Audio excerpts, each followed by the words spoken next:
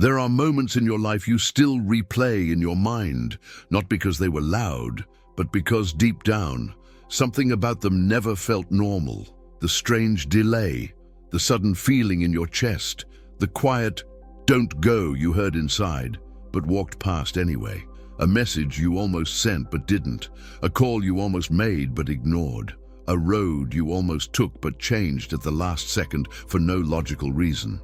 At the time, you didn't think much of it. You called it coincidence. You called it mood. You called it overthinking. You brushed it off the way we all do when life is busy and our hearts are tired. But somewhere inside, a small part of you knew something was different there.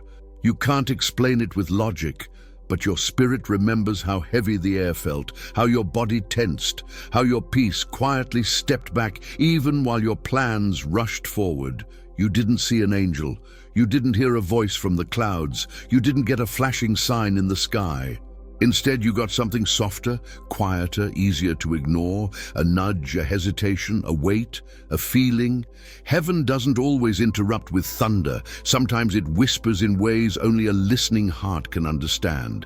And on that day, whether you realized it or not, heaven was trying to reach you, not to scare you, not to control you, but to warn you, to pull you back from what looked safe but wasn't, from what looked harmless but carried a cost. From what looked ordinary, but would have shifted your story in ways you weren't ready for. The truth is simple and terrifying. You have already walked past signs that were trying to save you, and yet you are still here, which can only mean one thing. Someone has been watching over you even when you didn't recognize his warnings. You remember how it felt. You were on your way, decision already made in your mind, plans in motion, heart convinced that nothing was wrong. And then it came. That strange tightening in your chest, that sudden uneasiness in your stomach, that quiet voice that didn't shout, didn't argue, didn't explain. It just whispered, "Something is off." You paused for a second. You questioned yourself. You wondered if you were being dramatic, too sensitive, too emotional. So you did what you've been trained to do. You called it anxiety. You called it insecurity. You called it overthinking. You told yourself to calm down. You told yourself not to be silly. You told yourself, "I'm just nervous. There's nothing actually wrong." You pushed past the nudge because the logic looked clean. The situation looked normal. The people seemed fine. The opportunity looked good on paper, and in a world that worships explanations, you chose the words that made the most sense. "It's just me. I'm reading too much into it." But what if it wasn't just you? What if that sudden uneasiness was heaven touching your shoulder? What if that quiet hesitation was God placing his hand on the door you were about to open? What if the weight in your spirit was not fear, but warning? You've learned to trust what you see. You've learned to trust what you can prove. You've learned to trust the numbers, the logic, the schedule, the plan. But your spirit is connected to a God who sees beyond all of that. He sees what is said when you're not in the room. He sees what is planned behind smiles and promises. He sees the timing, the motives, the shadows, the unseen consequences that haven't reached you yet. And sometimes, instead of explaining all of it, he simply lets you feel it, a heaviness you can't name, a restlessness you can't justify, a sudden lack of peace in a place that used to feel safe. You don't have language for it, so you call it overthinking, but heaven calls it protection. Not every loud thought is God, not every fear is spiritual, but that quiet, persistent nudge that doesn't panic you yet refuses to leave. That might not be your mind falling apart. It might be your spirit trying desperately to get your attention. Because sometimes God's most merciful warnings arrive as the discomfort you tried to ignore. You know those days when everything seems to go wrong for no clear reason. The car won't start. The bus is late. The message doesn't send. The call drops. The person cancels at the last minute. You sigh, roll your eyes, feel the frustration rising. You think, why is everything fighting me today?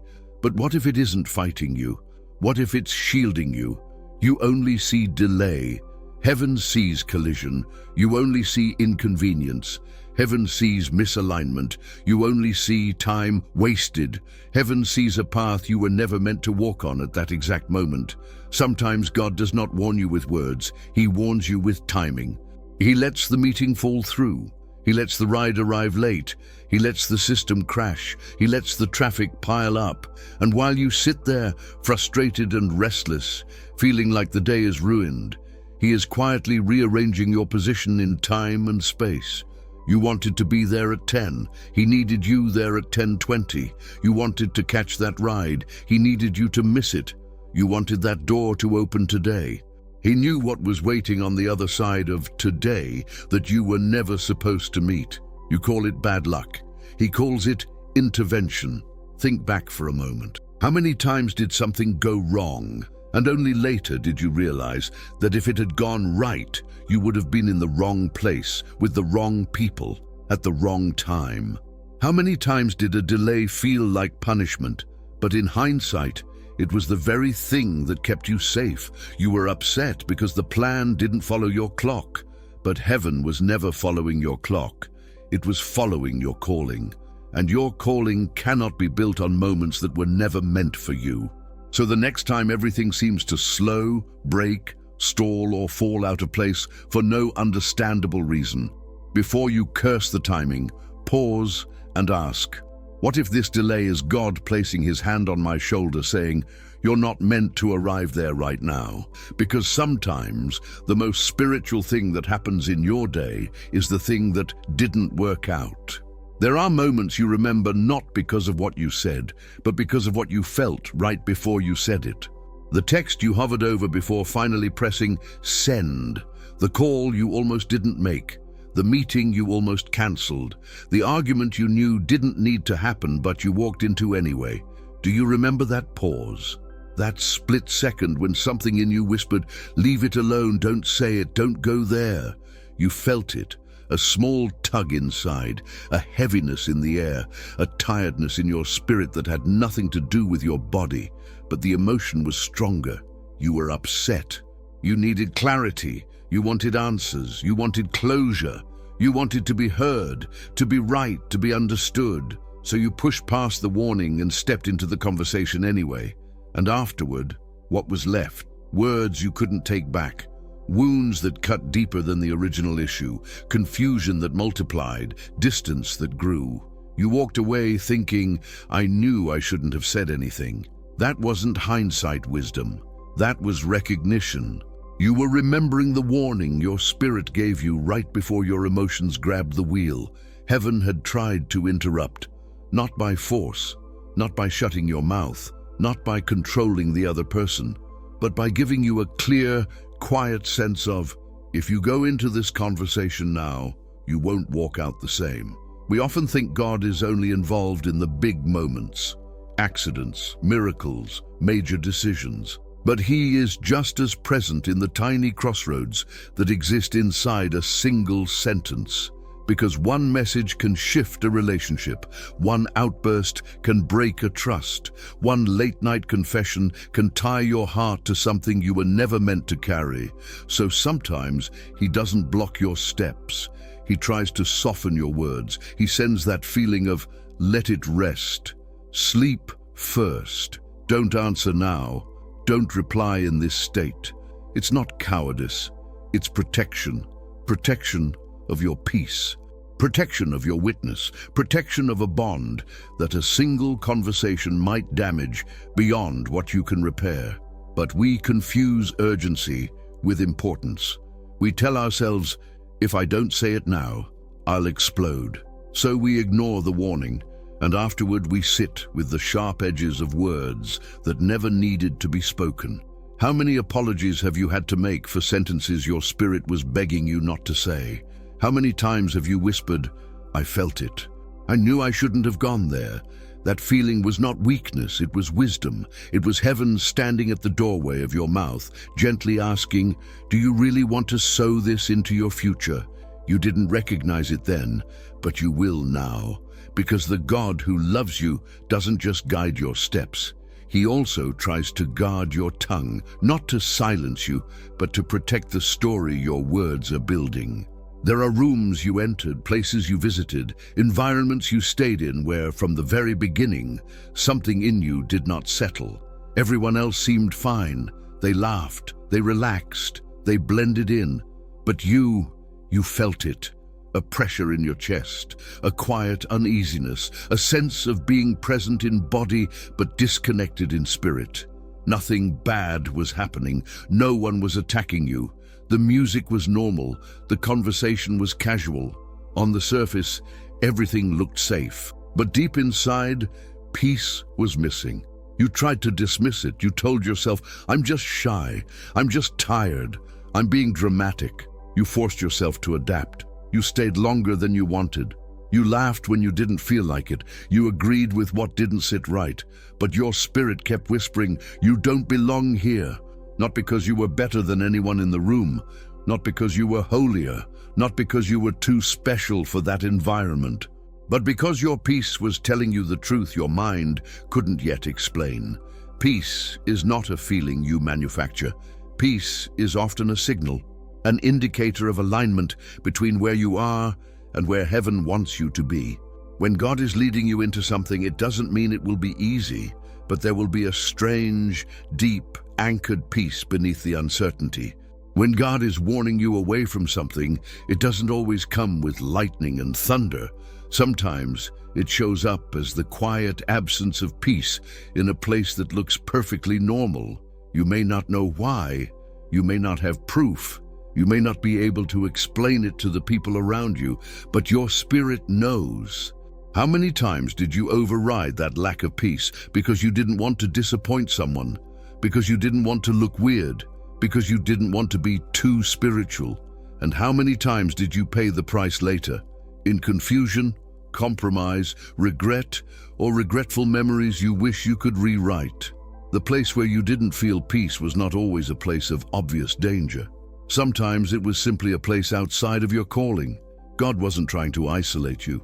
He was trying to preserve you, your sensitivity, your clarity, your standards, your intimacy with Him. So the next time you walk into a room, step into a plan, join a conversation, or enter an environment where your peace instantly steps back, listen.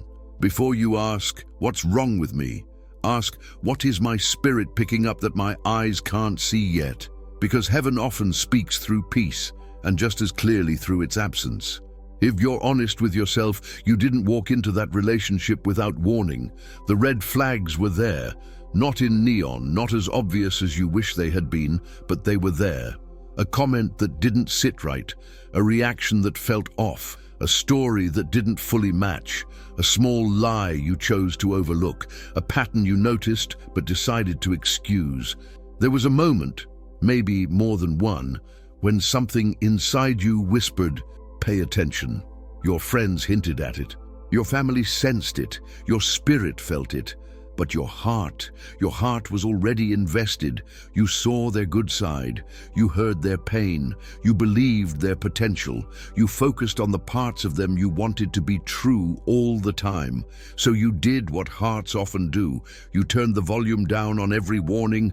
You said, "No one is perfect. They've been through a lot. They'll change. I can help them heal." You weren't foolish. You were loving. You weren't blind. You were hopeful. But heaven saw what you could not afford to see. God saw the weight that relationship would put on your soul. He saw the nights of confusion. He saw the tears you would cry in secret. He saw the way your confidence would slowly erode, trying to earn the consistency you deserved from the beginning. He saw the compromises you would make quietly, the boundaries you would loosen, the values you would bend, the time with Him you would trade just to hold on to them. So the warning started early. A bad feeling before a date, an uneasy dream, a scripture that suddenly hit differently, a random comment from someone who didn't even know your situation but said exactly what you needed to hear. You weren't without warning. You were without agreement with what heaven was saying. And still, God did not abandon you to your choice. Even when you stepped fully in, He stayed. He watched. He whispered. He sent more signs. through your anxiety, through your lack of peace, through the way your spirit felt smaller, even while your feelings grew stronger. Until one day, something finally broke. The argument, the betrayal, the distance, the moment you couldn't explain away, and it hurt, it shattered you. It left you asking, why did you let me go this far, God? But if you look closely, you'll see. He didn't let you go without warning. He stayed by your side through every ignored sign, and when you were finally ready to see the truth, he gave you the strength to walk away or survive being left. The relationship you were warned about was never God's way of mocking you. It was one of the hardest classrooms your soul ever sat in, but even there, he was protecting you, not from every wound, but from the total destruction that would have come if it had continued. You learned, you healed, you grew. And now, those early warnings you once ignored have become wisdom you'll never ignore again. There are days in your life that felt completely normal, ordinary, quiet, forgettable. You woke up, got dressed, went where you needed to go, came back, scrolled your phone, went to sleep. Nothing big happened, no miracle, no disaster, just another day. But what if those days aren't as empty as they looked? What if there are stories you were never told because heaven ended them before they began? The car that almost hit you but turned at the last second. The driver who almost ran the light but looked up just in time. The object that almost fell but got caught. The sickness that almost spread but stopped one person before you. The night you left a place early for no real reason, and later heard what happened after you were gone. You call it luck, you call it timing, you call it, wow, that was close. But what if some of the closest calls never felt close at all, because God intervened before danger even reached your awareness? The accident you remember isn't the only one that matters. There are accidents you will never remember because they never happened. You don't know about the route you weren't allowed to take. You don't know about the driver whose car wouldn't start until you were out of their path. You don't know about the decision someone else made that kept them from crossing your timeline in a destructive way. You only know you randomly changed your mind, coincidentally left later, strangely felt like staying home, suddenly forgot something that delayed you by 10 minutes. You saw inconvenience. Heaven saw impact. There are prayers you never prayed that God answered anyway. Protection you never requested that God gave anyway. Mercies you never noticed because they looked like nothing happened today. But nothing is not a small thing. Nothing means you arrived safely. You came home. You breathed. You slept. You woke up to see another sunrise. The devil doesn't just attack with what you see. He also plans what you never see, and God doesn't just protect you by fixing what breaks. He often protects you by not letting it break at all. The accident that never happened is not a blank space in your life. It is a chapter in heaven's record where God wrote, I stepped in here. They'll never know how close it was, and they don't need to. They just need to keep walking. One day, on the other side of this life, you may see the replays of all the times you almost didn't make it, and how many times you were carried through moments you didn't even know were dangerous. Until then, every time you arrive home safely, every time you close your eyes in peace, every time you wake up again, remember, sometimes the greatest miracle is not what happened, but what never did. There are moments when God speaks to you in ways so gentle that you almost don't take them seriously. A dream that felt too specific to be random. A verse that showed up again and again in different places. A phrase someone said in passing that hit your spirit harder than it hit your ears. You paused for a moment. You felt it. For a second, the world got quieter inside you. Your heart leaned in. Your mind went still. Something about that dream, that word, that verse felt like it was for you. And then, life got loud again. Notifications, work, messages, responsibilities, emotions. You told yourself, I'm being impressionable. I'm reading too much into this. It's just a coincidence. So you brushed it off. You didn't write it down. You didn't sit with it. You didn't ask God, is this you? You just moved on. But that moment was not as small as you treated it, because God is not limited to a church building or a schedule or a ritual to speak to you. He can use a dream to show you a direction. He can use a single verse to expose a lie you're believing. He can use a random phrase from someone who doesn't even know your situation to confirm what he's already been whispering in your spirit. You think, it's just my imagination. But ask yourself, why did that specific sentence burn into your memory when you've heard 1,000 others? Why did that one verse refuse to let you go for days? Why did that dream feel different, not chaotic, not confusing, but strangely focused, like a message wrapped in images? Heaven is not always loud. Most of the time, it is precise. Your spirit recognizes God's voice, even when your mind doesn't. That's why you sometimes feel a weight on certain words, not fear, not panic, but importance. A sense of, pay attention to this, don't rush past it. You don't have to turn every dream into a prophecy. You don't have to turn every random phrase into a sign. But you also can't afford to live so distracted that you ignore everything that nudges your spirit awake. The dream you brushed off might have been an early warning. The verse you skipped over might have been an answer to a question you hadn't asked yet. The word that pierced your heart might have been heaven putting language to what your soul was silently battling. God is not upset that you missed some of his whispers. He knows how loud your world is, but he is inviting you into a different posture now. One where you notice, where you pause, where you say, Lord, if this is you, don't let me ignore it. Because the more you honor his whispers, the clearer his warnings become. There is a memory that still follows you. Nothing huge happened, no explosion, no crash, no visible disaster. Just a moment, a place you went, a person you met, a decision you made, a conversation you had. On the outside, it looked like any other day, but every time your mind touches it, something in you tightens. You don't know why it still bothers you. You've lived bigger stories. You've survived worse days. You've walked through louder storms, and yet somehow this one small memory still carries a weight you can't explain. You think, why does this still feel wrong? Why does this tiny moment still echo in me? Maybe it's because that was the day you ignored a sign. You felt it, the hesitation, the shift, the way your peace dropped right before you said yes. You knew you were uncomfortable, but you smoothed it over. You told yourself you were exaggerating. You didn't want to be difficult or weird or too much, so you went anyway. You stayed anyway.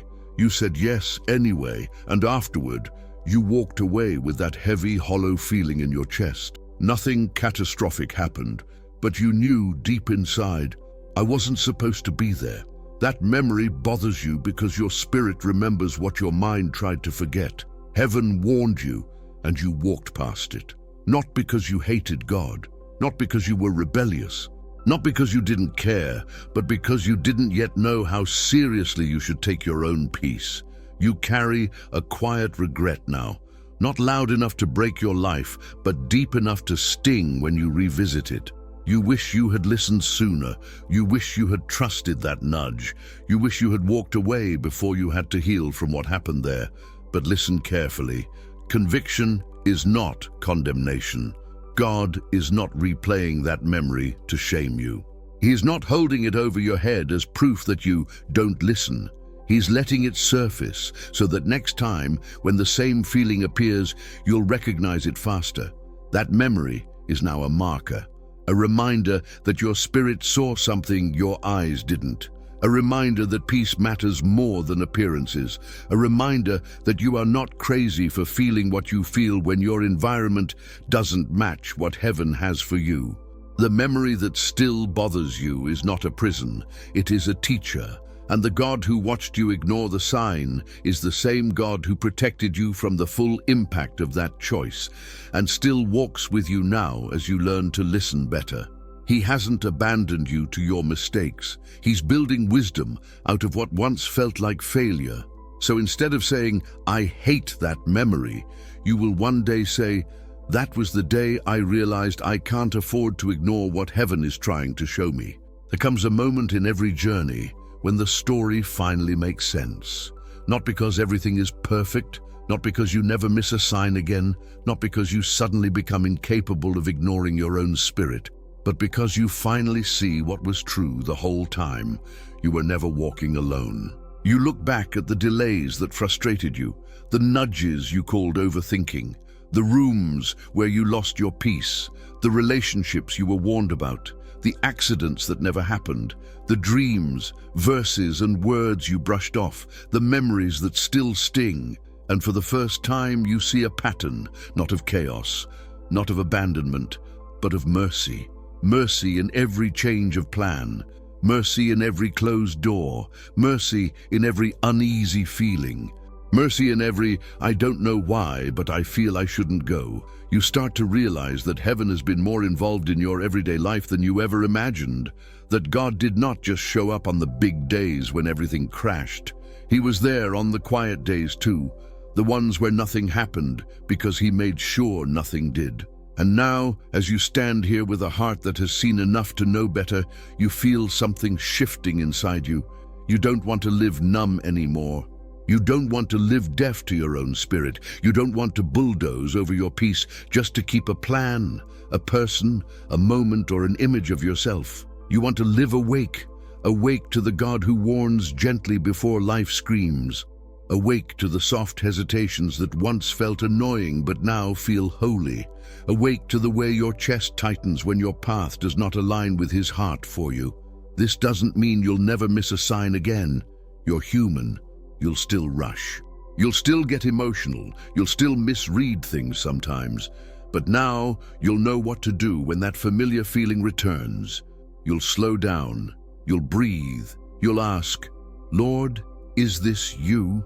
You'll take your own peace seriously. You'll respect the warnings of your spirit. You'll stop calling every holy hesitation overthinking. You will begin to live not just by what you see, but by the quiet companionship of a God who sees what you don't and loves you too much to stay silent. And as you move forward, you won't just thank him for the blessings that arrived. You will thank him for the invitations you never received, the plans that never formed, the messages you never answered, the dangers you never met, the accidents that never happened, the people who never made it into your story, because heaven kept them out.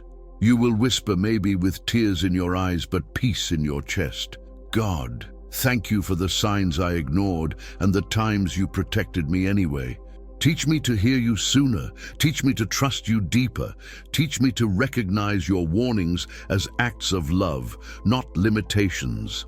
And the beautiful thing is this: the God who tried to warn you is not angry that you missed it. He is simply glad you are listening now. He is still here, still speaking, still guiding, still interrupting what would break you, still rearranging what you don't see, still walking beside you on roads you should have never survived, but did. You were never unprotected. You were never unnoticed. You were never abandoned to the chaos of chance. Heaven has been closer to your everyday life than your fears ever told you. And if this message found you here and now, it's because God is inviting you into a new way of walking. Slower, softer, more aware, more surrendered. Listening not just for his voice in the storm, but for his whisper in the small, ordinary, nothing-happened moments of your day. If this awakened something in you, don't walk this journey alone. Stay with us here on Divine Frequency, where every film is a quiet conversation between your heart and heaven. Subscribe, stay close, and let God keep teaching you how to recognize the signs he sends to protect the life he gave you.